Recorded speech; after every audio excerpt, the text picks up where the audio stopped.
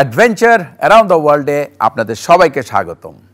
বাংলাদেশের পরিবেশ ও জীববৈচিত্র্য সংরক্ষণে সচেতনতা তৈরিতে আমরা প্রাধান্য দিয়ে আসছি। এর পাশাপাশি বিশ্বের বিভিন্ন দেশের প্রকৃতি ও জীববৈচিত্র্য এবং সেখানকার সংরক্ষণ উদ্যোগগুলো আপনাদের সামনে তুলে ধরতে আমাদের বিশেষ আয়োজন adventure around the world.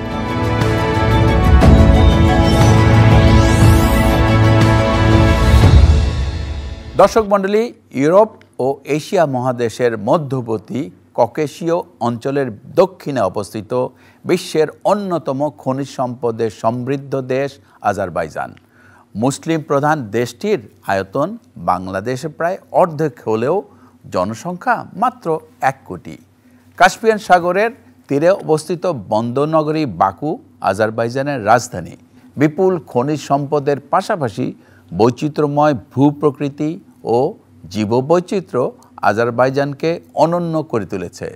Adventure around the ওয়ার্ল্ডের আজকের পর্বে থাকছে আজারবাইজানের প্রকৃতি ও জীববৈচিত্র্য নিয়ে কিছু তথ্য ও চিত্র।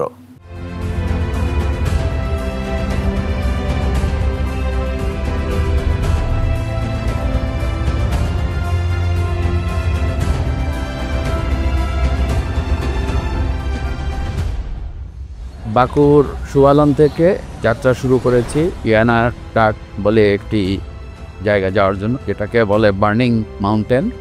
এখানে সবসময় আগুন জ্বলতে থাকে, জ্বলার কারণটাই হচ্ছে গ্যাস। আসলে আজারবাইজান তেল সমৃদ্ধ একটি দেশ এবং গ্যাস, তো কিছুক্ষণের মধ্যে আশা করি পৌঁছে যাব ওইখানে।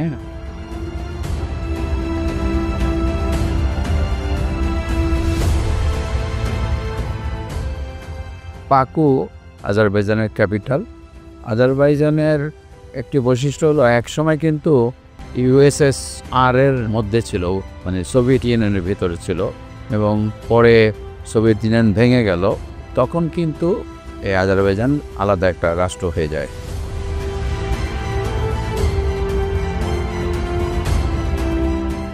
আমরা এখন বার্নিং মাউন্টেনের দিকে যাচ্ছি কাস্পিয়ান সির পাশ দিয়ে, এবং এই কাস্পিয়ান সির পাশের পাড়টা একেবারে মনে হয় যেন একটু মরুভূমির মতো রুক্ষ।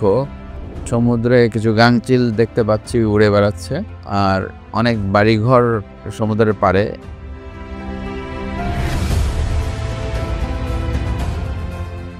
কাস্পিয়ান সির একটা বৈশিষ্ট্য হলো এটা 5টি দেশের মধ্যে বিচরণ করছে এই সমুদ্রটা। সেটা হচ্ছে রাশিয়া, তুর্কমেনিস্তান, কাজাখস্তান, আজারবাইজান এবং ইরান।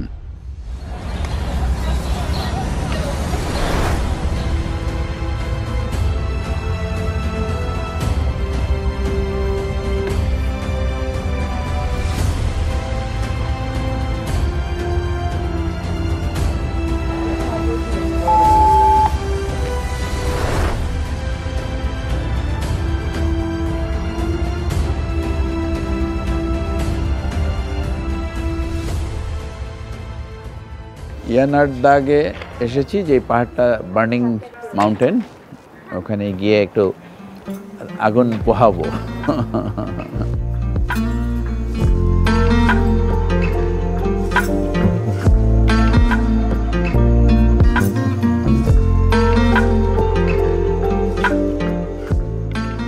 এই যে বার্নিং মাউন্টেনের সামনে আমি দাঁড়িয়ে রয়েছি, এইটার একটা মজার ব্যাপার হচ্ছে যে আজারবাইজান মানে কিন্তু আগুনের শহর।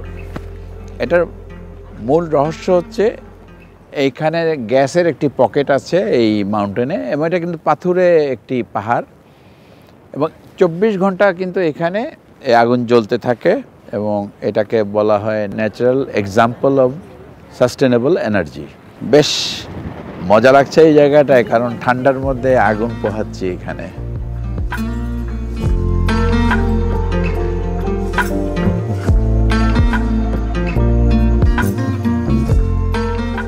এখানে অনেকেই কয়েন ছুঁড়ে দিচ্ছেন এই আগুনের পাশে গুড লাকের জন্য, কিন্তু আসলে এটা কিন্তু একেবারেই ভ্রান্ত ধারণা। এই দিয়ে আসলে কোনো রকম কোনো উইশই পূর্ণ হয় না, কিন্তু মানুষ ভাবে হয়তো হবে।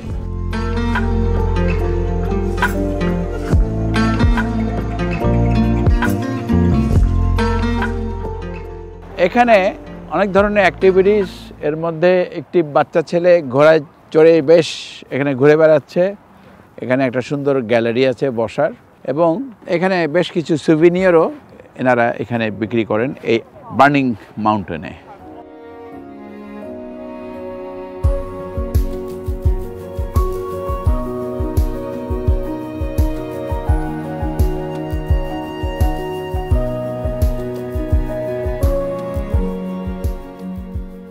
বার্নিং মাউন্টেন থেকে যাত্রা করেছি ফাউন্টেন স্কোয়ারে যাওয়ার জন্য।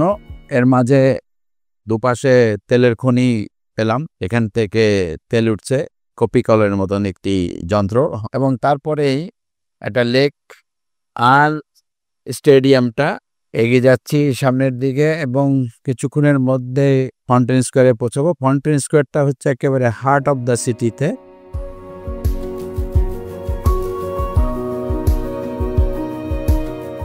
ফাউন্টেন স্কোয়ারে এসেছি এবং এইখানে গার্ডেন আছে এবং জলাধার আছে, আর এখানে একটি বিখ্যাত স্ট্রিটের নাম হলো নিজামি স্ট্রিট। যাই হোক, সামনে গিয়ে আরও দেখি কি কি আছে সেটা দেখব।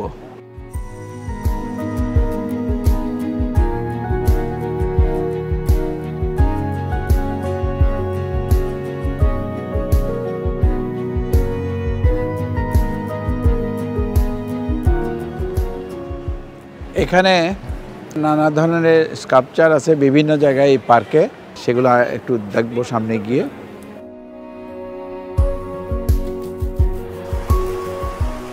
এখানে নানা ধরনের ফাউন্টেন এই ফাউন্টেন স্কোয়ারে, এবং এক এক জায়গায় এক এক ধরনের শেপে।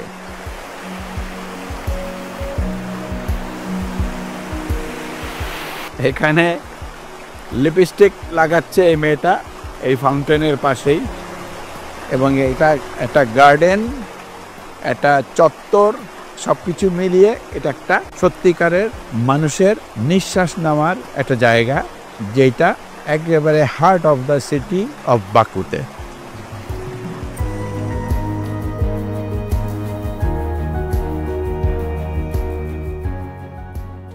এখানে আরেকটি ফাউন্টেন, একটু অন্যরকম পাতার মতো, আর তার মাঝখানে আবার গাছপালা, বসার প্রচুর জায়গা। চত্বরটা সত্যি সুন্দর অ্যারেঞ্জমেন্ট, ম্যানেজমেন্টের মাধ্যমে, যাতে মানুষ এসে এখানে বুক ভরে নিঃশ্বাস নিতে পারে।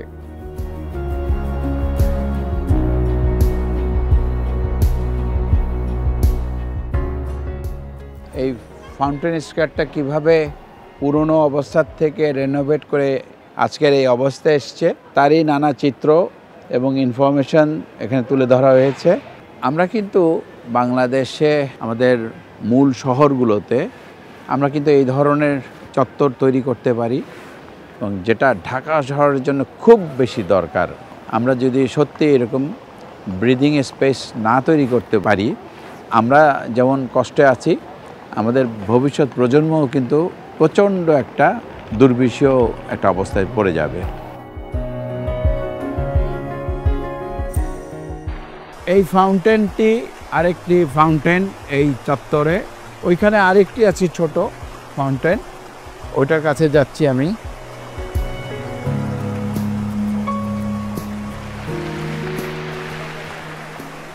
এখানে আরেকটি অন্য শেপের ফাউন্টেন। আসলে পুরো চত্বরটা কিন্তু সাজানো হয়েছে বিভিন্ন ধরনের বিভিন্ন শেপের ফাউন্টেন দিয়ে।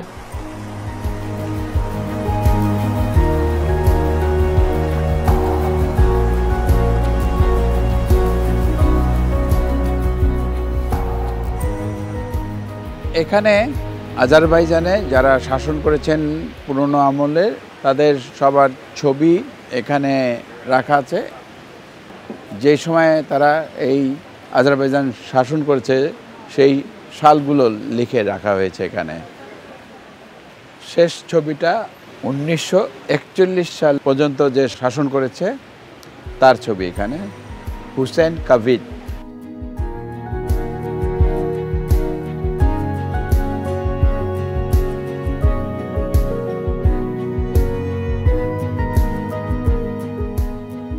আমি এখন মেইডেন টাওয়ারের দিকে যাচ্ছি।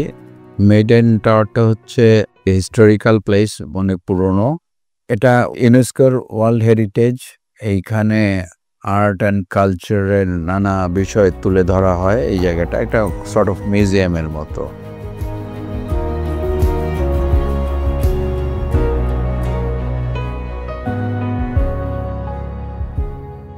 একটা জিনিস লক্ষণীয়, এই রাস্তা দিয়ে যখন হাঁটছি মেইডেন টাওয়ারের দিকে যাওয়ার জন্য, একটা জিনিস খুব ভালো লাগলো যে ছোট ছোট পার্ক বিভিন্ন জায়গায় করা হয়েছে এবং খুব সুন্দর করে সাজানো। মানুষের ব্রিদিংয়ের একটা ব্যবস্থা রাখা হয়েছে চারিদিকে। সব কিছু মিলিয়ে যেমন যান্ত্রিক ব্যাপারও আছে, আবার পরিবেশ বান্ধব ব্যবস্থাপনা এই রাস্তার দুধারেই আছে।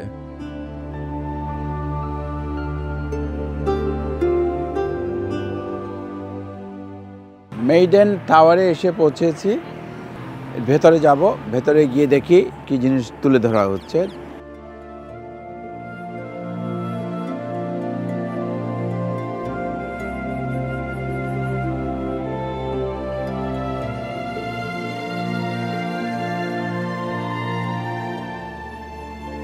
এইখানে এই শহরটার একটা রেপ্লিকা এখানে তুলে ধরা হয়েছে।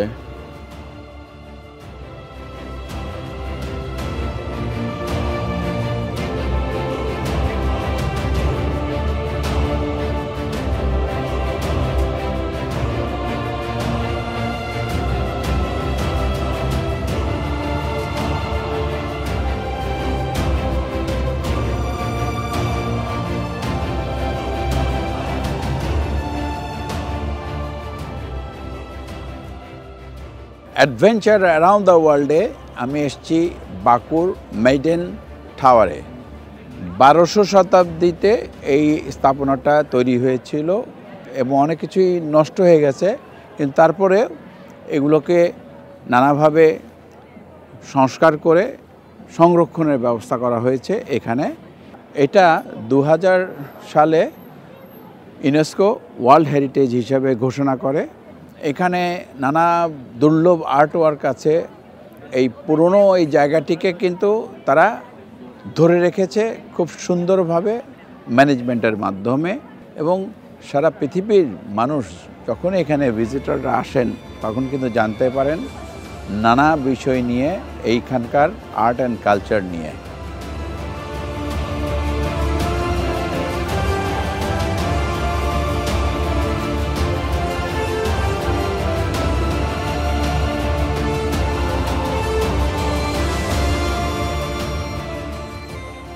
মেইডেন টাওয়ারের পাশেই ওল্ড বাকু সিটি, তার মাঝখানে দিয়ে আমরা যাচ্ছি বাগিতে করে।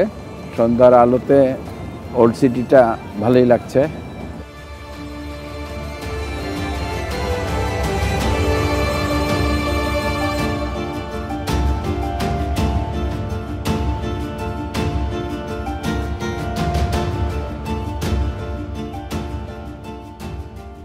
মেইডেন টাওয়ারের পাশ থেকে আমরা ভেতরে একটা বাগিতে করে ওল্ড বাকু সিটির ভেতরে এসেছি এবং ওল্ড মসজিদ এখানে এই জায়গাটায়। সব কিছু মিলিয়ে এটা একটা খুব গোছানো একটি জায়গা, যেটা তারা সংরক্ষণ করছে, তাদের ইতিহাস, তাদের হিস্ট্রিকে তুলে ধরছে। লোকাল যারা আছেন তারাও এখানে আসেন, এই জায়গাটাতে বেড়াতেও আসেন, আবার হিস্ট্রি জানার জন্যও আসেন।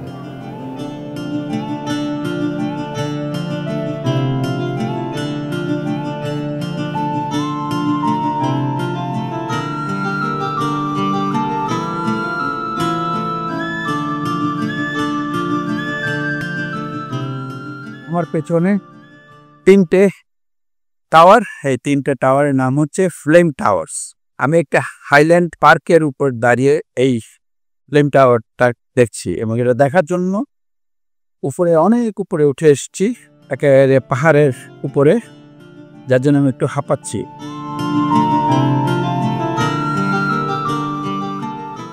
এই ফ্লেম টাওয়ার তৈরি হয়েছে 2007 সাল থেকে 2013 সালের মধ্যে। আর এই টাওয়ারের বৈশিষ্ট্য হচ্ছে 3টে টাওয়ারই একেবারে আগুনের শিখার মতন করে তৈরি করা হয়েছে এবং এখানে যে ধরনের লাইটের ব্যবস্থা করা হয়েছে তাতে মনে হয় যেন আগুনগুলো জ্বলছে এবং অন্যান্য কালারেরও ব্যবস্থা করা হয়েছে লাইটের মাধ্যমে। পাশাপাশি এখানে কিন্তু আজারবাইজানের ফ্ল্যাগটিও এখানে দেখানো হয় এই বিল্ডিংয়ের মধ্যে। এই 3টে বিল্ডিং তৈরি করতে $350 মিলিয়ন খরচ হয়েছে। Very expensive project. এবং এই পার্কের থেকে এই সুন্দরভাবে এই ফ্লেম টাওয়ারটাকে দেখার একটা চমৎকার ব্যবস্থা করা হয়েছে।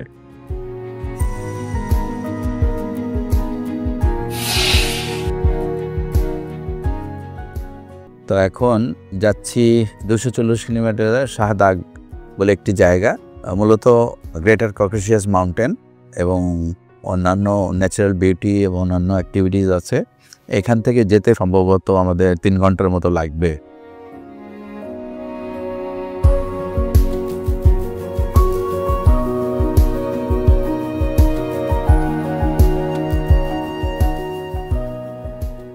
আমরা যেতে যেতে পথে সুমগায়েত বলে একটি শহর এর মাঝখান দিয়ে যাচ্ছি এখন।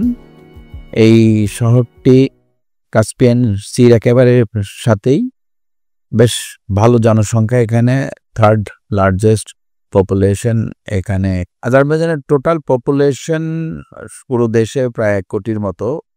এখানে ধারণা করা হয় প্রায় 3.5 লাখ এর মতন পপুলেশন আছে এই সিটিটাতে।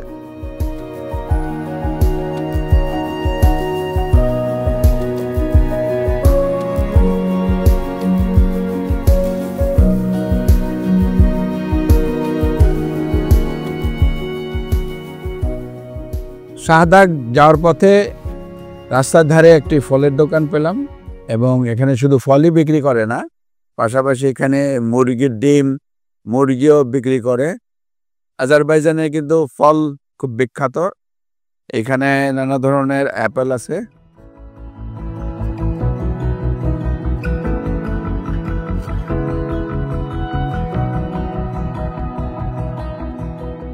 শাহদাগ যাওয়ার পথে এক জায়গায় থামলাম। খুবই সুন্দর একটি জায়গা।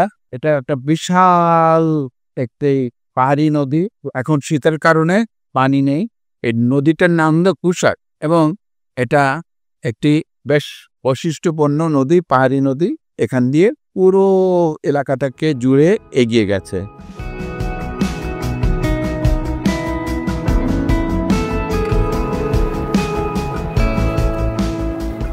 আমরা শাহদাগের একেবারে উপরে চলে এসেছি। প্রচণ্ড ঠান্ডা এবং ফগে একেবারে পুরো পাহাড়টা ছেয়ে গেছে। কিছু কিছু জায়গায় কিন্তু স্নো জমে রয়েছে, গাছগুলোতে স্নো জমে গেছে।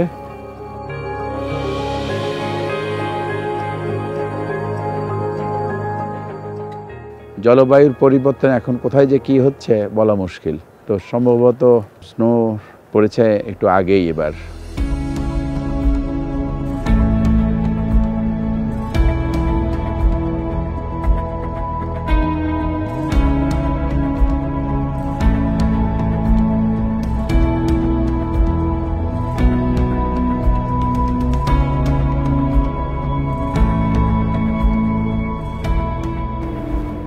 এখন এই শাহদাগের পাহাড়ের উপর থেকে কেবল কারে করে এই পাহাড়ের উপরটা ঘুরে দেখব।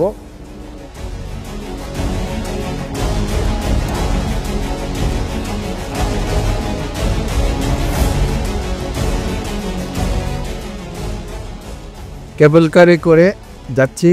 খুবই কুয়াশাচ্ছন্ন ওয়েদার এবং ঠান্ডাও প্রচুর। জমে যাচ্ছি ঠান্ডায়।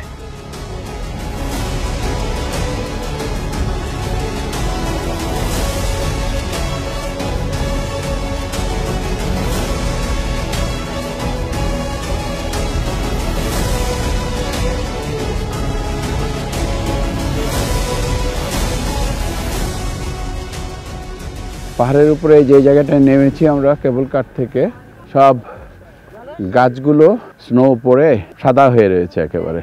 তবে একটা জিনিস এখানে যেটা খুব দেখার মতো। সেটা হচ্ছে যে সব কিন্তু পরিবেশ বান্ধব একটা ব্যবস্থাপনার মাধ্যমে তারা কিন্তু সেই জিনিসগুলো সংরক্ষণ করছে।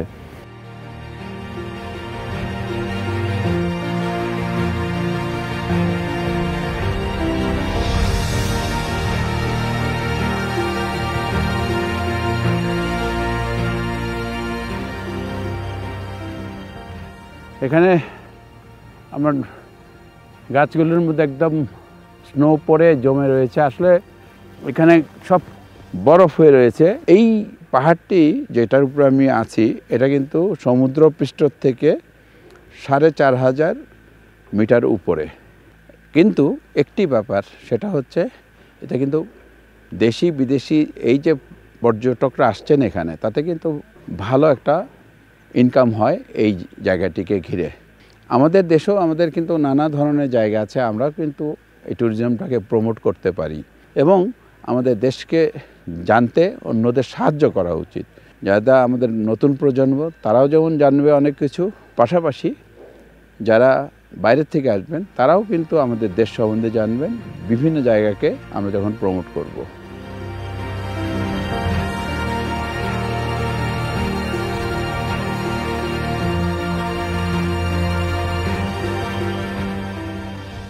শুধু দর্শক, আমরা এতক্ষণ দেখলাম আজারবাইজানের বৈচিত্র্যময় প্রকৃতি ও সেখানকার জীববৈচিত্র্য।